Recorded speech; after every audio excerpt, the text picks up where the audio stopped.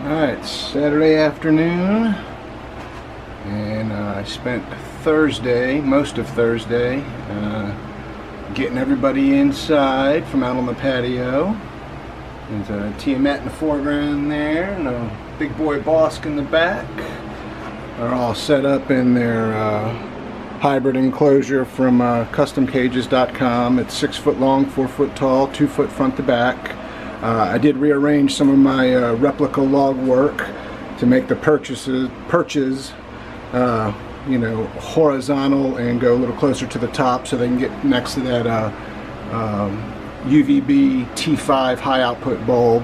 I also have mercury vapor bulbs for hot basking spots on either side. But let's shut this. Get a better look at them over here. Hey, big boy. So again, it's Saturday. They've been in here since Thursday. No aggression or anything. And if you guys have seen some of my past videos, you know that Tiamat can get behind this mesh, and Bosk really can't get to her. So she's got a secure place to go if he's getting overly amorous or aggressive. And of course, I had to bring Indy in. Obviously, she'd much rather be outside, but it's getting to be that time of year we got to bring them in. New for this season, two things new, by the way. This is a, I just kind of had an old extra large Zoomed Reptiles enclosure, the 4 foot tall, 2 feet square at the bottom. And so the 3 female nightingales that were in the flycatch outside have been moved in here. And I don't know if you can see the little one in the back corner. And then, so got it set up with a corn plan, a couple vertical and horizontal purchases made out of some PVC pipe foam insulation, which is pretty handy, lightweight, sturdy. They can climb on it. It's just attached together with some zip ties. Piece of cork hollow. Ceramic heat emitter for cool nighttime temps. Some UVB bulbs. Those are brand new. That 2 foot one in the back needs to be replaced. Also new, I upgraded Lana, the Russian tortoise's tub. She's in this 70-gallon stock tank, which is much bigger than the big old Tupperware tub that I had her in. But she's doing great. She also has UVB and a ceramic heat emitter. And then, whoops, sorry, Andy. There's, oh, see if we can focus. There we go. There's the female smallwood eye, and the male is on the back side. And I took all of the screen that I had on it, took that off. Maybe there's some eggs down in there, and maybe I'll come out here one morning and see a little baby smallwood eye running around out here. Hopefully, if that happens, I can catch the baby before you know, they get somewhere where they're not supposed to be or dehydrate. And of course, here's Lucky. So Lucky knows that I have lunch for everybody. So I saved this for last because I'll usually get my hands messed up when I feed Indy. Bosk and Tiamat have some shredded collard greens, some shredded acorn squash, and shredded carrots, and there's some banana slices in there. You hungry, big boy?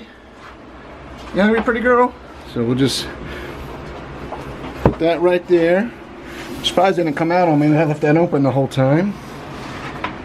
And let's see here. For Lana, Lana has the exact same thing, no banana, and there is also some moistened Timothy hay and orchard grass pellets. Where you at? There you are, pretty girl. Let's see. So she'll chow down for us while we're watching.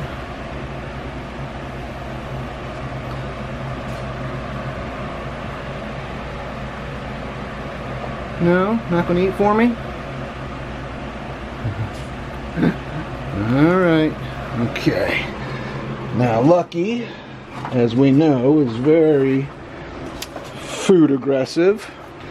And so the key is, how do I open this latch, put food in, hold camera, not let her get out, not get bit. We can do it. Hey, pretty girl. There you go. Oh, get that banana. Get that banana. All right.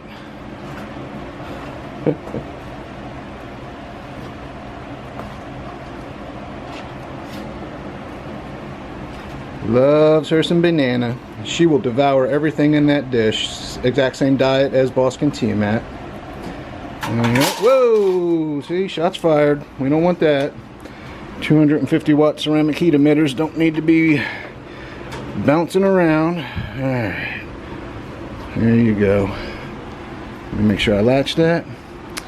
And now, let's take care of Big Indy. What are you doing, pretty girl? Hey. Oh. Oh. She's on my foot. She's heavy. Indy has the exact same thing as Lana. Moistened Timothy hay. That's what it looks like. And orchard grass pellets. She'll eat. There we go. And of course, since I'm not over there, Lana's eating too. I already misted off all the anoles today. You can see some water droplets on the leaves, I think.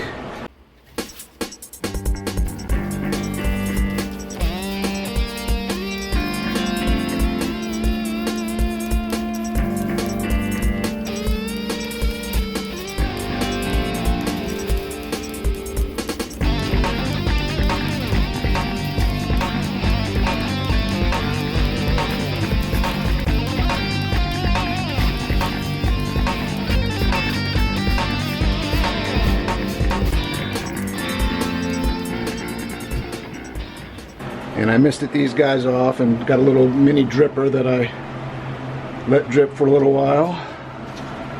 But, whew, let's see. Let's try one more thing before we wrap this up. Hey, buddy. Want some banana? Little tiny chunk with my fingers and his big head and mouth. Yeah, take it so delicately. You are such a good boy.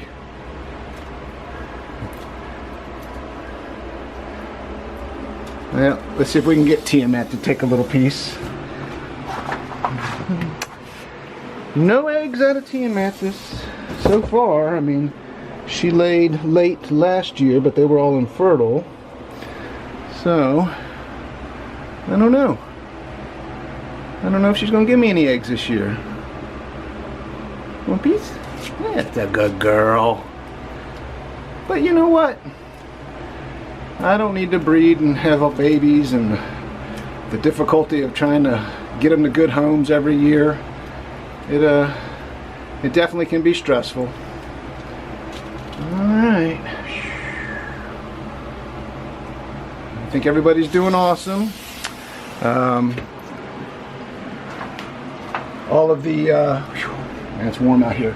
All of the other anoles, the false chameleons, the pair of barracoa, the pair of smallwood, the pair of anole sequestris night anoles, they're back in the lizard room.